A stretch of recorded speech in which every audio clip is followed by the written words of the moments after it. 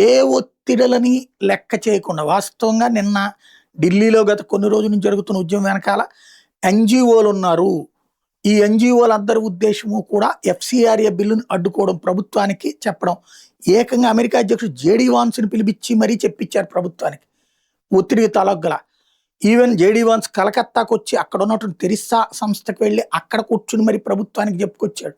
అయినా మోడీ ప్రభుత్వం వినల.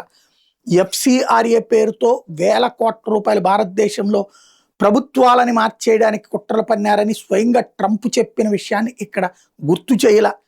బట్ ఒక జీవో జారీ చేసేసింది నిన్ననే. వాస్తవంగా ఈ parliament సెషన్స్‌లో bill తేవాలనుకుంది Bharatiya Janata party ప్రభుత్వం. అయితే ఇప్పుడు గొడవల ద్వారా సవాలు విసిరేటప్పటికి ముందే ఆర్డినెన్స్ ఇష్యూ చేసి పడేసింది.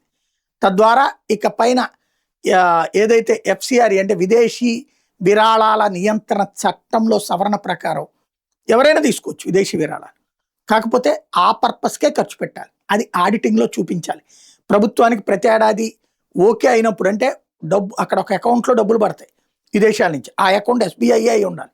విదేశాల నుంచి ఆ అకౌంట్‌కే డబ్బులు వస్తాయి. ఆ డబ్బులు రిలీజ్ ఎప్పుడు చేస్తారంటే మొదట ఖర్చు పెట్టినటువంటి వాడిది 70% బిల్లులతో సహా సబ్మిట్ చేస్తే అప్పుడు రెండో విడత ఇస్తారు. ఇది తాజాగా జరుగుతున్నటువంటి వ్యవహారం.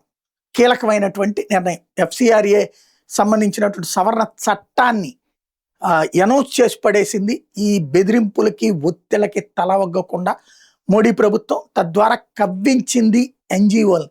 దేశంలో ప్రజల్ని కవ్వించే తత్వం ఉన్నటువంటి ఎన్‌జీఓల్ని ఇప్పుడు బీజేపీ సర్కార్ కవ్వించింది. ఏం జరుగుతుందో చూడాలి.